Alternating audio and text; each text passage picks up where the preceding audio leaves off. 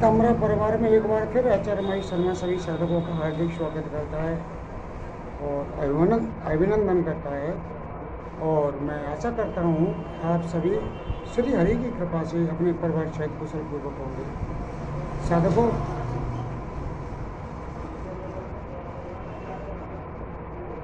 तीन तारीख से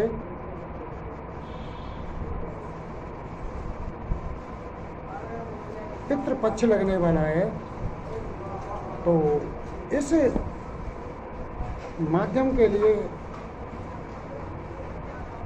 इस पितृपक्ष में मेरे पास बहुत से मैसेज आए, मेरे पास बहुत से फ़ोन आए कि गुरुजी ऐसी कोई उपाय है जिससे हमारे पितृ तृप्त हो सकें और उनकी मुक्ति भी हो सके और उनका हमें आशीर्वाद भी प्राप्त हो।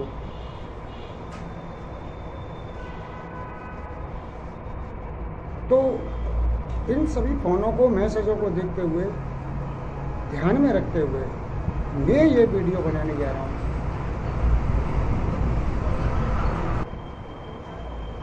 तो मेरे प्रिय साधकों, इसी विषय में मैं आपको ये बताने जा रहा हूँ कि कैसे अपने पितरों को आप तृप्त कर सकते हो और उन्हें तृप्त ही नहीं, उन्हें मुक्त भी कर सकते हो, और मुक्ति ही नहीं, उनसे आशीर्वाद कैसे ले सकते हो।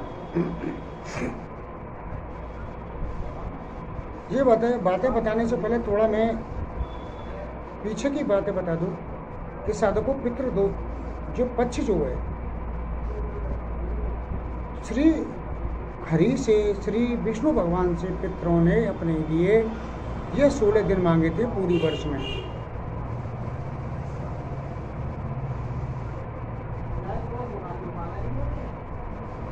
कि इन 16 दिनों में प्रभु हमें, क्योंकि पूरे वर्ष भूखे रहने के बाद ये 16 दिन में हमें दे दिए जाएं ये 16 दिन, तो इनमें हमारे जो भी कुल के लोग हैं वो हमें बुलाकर हमें आहुतियाँ दें, जिससे हमारी तृप्ति हो सके। जो हम एक वर्ष भूखे प्यासे रहते हैं, जिससे हमारी तृप्ति हो सके और जिससे हमें शांति मिल सके।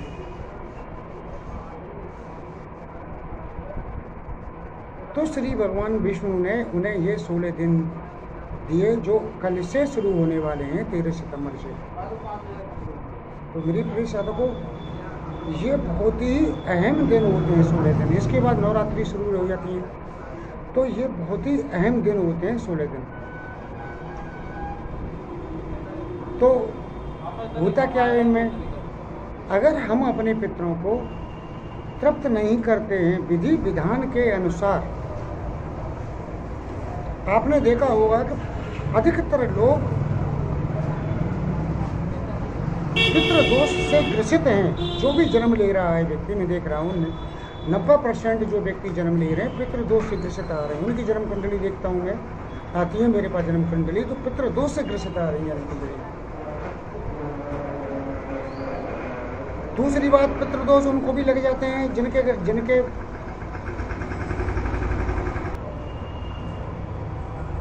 माता पिता या उनके दादा या आगे की और पीढ़ी में कोई भी मरते वक्त बद्दुआ दे के मर जाता है। जैसे अपने लोगों से संतुष्ट नहीं रहता है, अपने परिवार के लोगों से, तो वो बद्दुआ दी जाता है मरते वक्त, तुम्हारा नाश है तुम्हारा, इस तरह करके वो मर जाता है। तो वो भयंकर दोष लग जाता है। वो दोष जो है कई पीढ़ियों तक चलता रहता है। यह साधकों फैक्ट बात मान लीजिए आप अपने जीवन में। अधिकतर लोग जो हैं इसी तरह और ग्रसित हैं, क्योंकि माता पिता की या अपने बुजुर्गों की जो लोग सेवा नहीं करते हैं, अंत समय में सेवा शुश्रूषा नहीं करते हैं, तो वो मरते वक्त अपने अंत समय में उन्हें बद्दुआ दे के जाते हैं। क्योंकि हर आदमी की बात है, ये बद्दुआ देता है कि जीवन भर इन लोगों के लिए किया, मैंने पूरी संपत्ति इन लोगों को दे दी अपनी, लेकिन इन लोगों ने मेरी अंत समय में मेरी सेवा नहीं की, मेरी देखभाल नहीं की, मुझे खाना नहीं दिया, पीने को नहीं दिया, मुझे इलाज नहीं कराया तो इस तरह के वो बददुआ दे के मर जाते हैं। तो ये बददुआ जो है साधकों को ये मत समझना आप कि वर तुम चैन से जियोगे।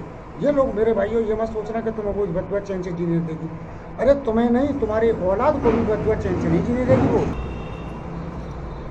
तो ऐसी स्थिति में जो पितरों से बददुआ मिलती है हमें, जो उनकी आह लगती है, वो आह हमारे परिवार को जीने नहीं देती है और चैन से रहने नहीं देती है। यही कंडीशन मैं देख रहा हूँ फिलहाल कि लोग इतने भी मेहनत करते हैं दुखी, लेकिन उसके बाद भी दुखी रहते हैं। उनके घर में बरकत नहीं होती है, उन्नति नहीं होती है। क्यों? कि उन्हें पितरों की बददुआ लगी हुई है।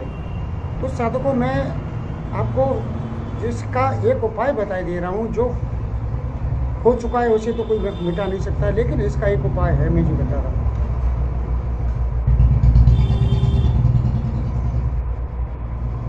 इन पितृपक्ष में यदि साधक बगलामुखी के हवन करा देता है, पूर्ण अनुष्ठान सहित बगलामुखी के 1.25 लाख जप करके या थोड़े जप करके उनका हवन करा देता है, तो उन पितरों की मुक्ति हो जाती है।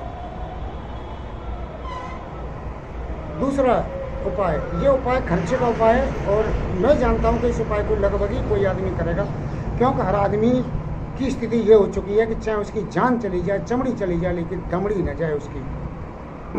तिल तिल करके मरता रहे, दुखी रहे, कुछ भी हो जाए, लेकिन दमड़ी ना जाए उसकी। क्योंकि उन्हें ईश्वर के ऊपर अब और परम शक्तियों के ऊपर विश्वास नहीं रहा है, और इसीलिए वो लोग दुखी हैं। और ऐसे ही लोगों को जो है ये श्राप लगते हैं, क्योंकि जो अपने माता पिता के नहीं हुए, जो अपने पूर्वजों के नहीं हुए, वो भला भगवान के ईश्वर के कैसे हो सकते हैं। तो साधकों उन लोगों को मैं बताए दे रहा हूँ, क्योंकि उनकी दमड़ी तो खर्च करेंगे नहीं वो, क्या बगलामुखी के हवन करा देंगे, अभी हवन कराने में 15-20 हज़ार रुपये का खर्च आएगा, वो नहीं दमड़ी खर्च करेंगे। क्योंकि उनकी अगर इतना पैसा खर्च कर देंगे तो वो जो है हो सकता है कि वो कंगाल हो जाएं, हो सकता है कि उनके जो 4-6 महीने की रोटी उनकी चली जाए। मैं थोड़ा कड़वा बोलता हूँ, लेकिन यही सत्य है साधकों, और इसीलिए लोग मुझसे चिढ़ते हैं कि मैं थोड़ा कड़वा बोलता हूँ, लेकिन सत्य हमेशा कड़वा होता है।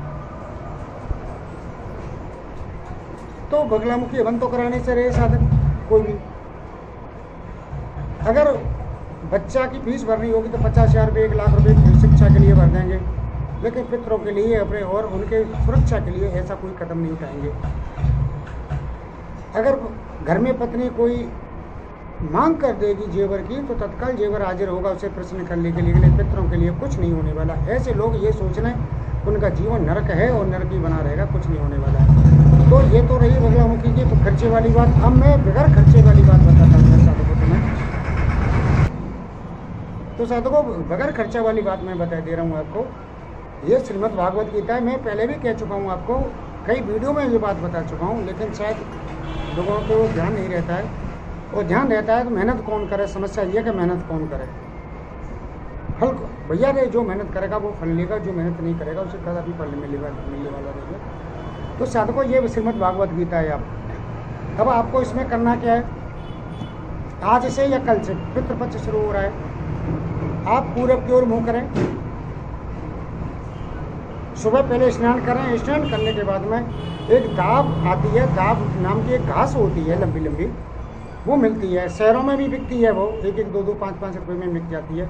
तो दाब घास लाएं सुबह सवेरे। दाब घास लाने के बाद में सुबह नहाने के बाद स्नान, किसी तांबे के पात्र में जल लें, उसमें कुछ मीठा डालें, कुछ फूल डालें और कुछ दूध डालें, हो जाए तो, और लेकर ये उल्टे हाथ से बाएं हाथ से पकड़कर ऐसे करके उसे पितरों को दक्षिण की ओर मुंह करके उन्हें जल दें सुबह सुबह। ये उनकी पहला चरण हो गया। दूसरा चरण अब जो, तो साधकों ये श्रीमद् भागवत गीता लें और आप पूरब की ओर मुंह करें सुबह सुबह, और सामने चौकी बिछाएं और चौकी के पीछे की तरफ कपड़ा बिछाएं, ये कोई आसन बिछाएं और आसन बिछा के हाथ में जल ले लें। और ये सब पवित्रीकरण करने के बाद में हाथ में जल लेकर आप अपने पितरों का आह्वान करें, जितने भी पितर हैं आह्वान करें कि हे मेरे पितरों, मुझे नाम याद है अथवा नहीं है, आप सभी लोग आ जाइए और आसन ग्रहण कीजिए और श्रीमद् भागवत गीता के पाठ का स्वाध्याय का श्रवण कीजिए। इस तरह से श्रीमद् भागवत गीता का उन्हें पाठ कराइए। और श्रीमद् भागवत गीता का पाठ कैसे करना है ये मैं पहले वीडियो में बता चुका हूँ कि किस तरह करना है। एक सरसों का गाय के घी का दीपक जला लीजिए, एक अगरबत्ती लगा लीजिए, धूपबत्ती, कपूर लगा लीजिए। इस तरह से आप सुबह शाम ये 16 दिन कंटिन्यू पाठ करें। और पाठ समापन के बाद में उन पितरों से कहें कि पितरों आप एक स्थान पर कहीं भी उन्हें एक स्थान दे दो, चाहे तुम्हारे बराबर में पीपल हो, चाहे किसी का पेड़ हो, उस पर उन्हें कह दो कि आप जब तक यहाँ बैठे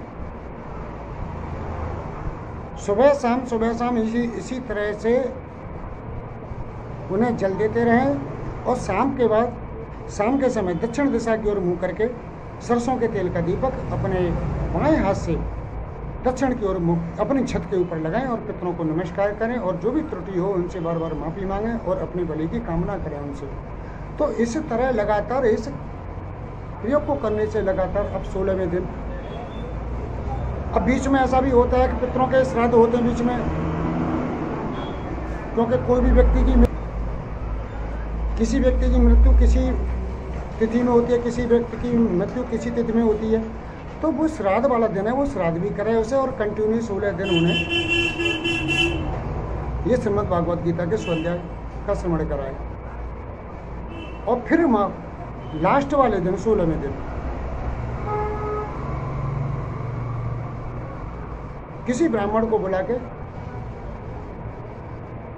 या कोई महिला है तो ब्राह्मणी को बुला के उन्हें भोजन कराए और उन्हें विदा दे। और इसी तरह रात को दीपक लगाए और दीपक लगाने के बाद उनसे हाथ जोड़ कर प्रार्थना करें कि आप मेरे पितरों आप अब अपने अपने लोग को चले जाइए, ये कीजिए। और 16वें दिन जब श्रीमद् भागवत गीता करने बैठो आप, तो श्रीमद् भागवत गीता के स्वाध्याय करने के बाद श्री कृष्ण से विनती करो कि मेरे प्रभु मेरे जितने भी पितर हैं उन सबको मुक्ति दे दीजिए। तो साधकों मैं तुम्हें बता रहा हूँ, तत्काल हूँ, तुम्हारे जितने भी पितर हैं उनको उसी दिन मुक्ति मिल जाएगी। एक भी पितर बाकी नहीं रहेगा, सबको मुक्ति मिल जाएगी। और जितने भी पितर तुम्हारी मुक्ति मिलेगी वो सब तुमको इतना वरदान दे के जाएंगे, इतना बड़ा वरदान देंगे, तुम्हें इतना बड़ी आशीर्वाद देंगे कि तुम्हारी 7 पुश्तों तक सुख चैन की जिंदगी जियोगे।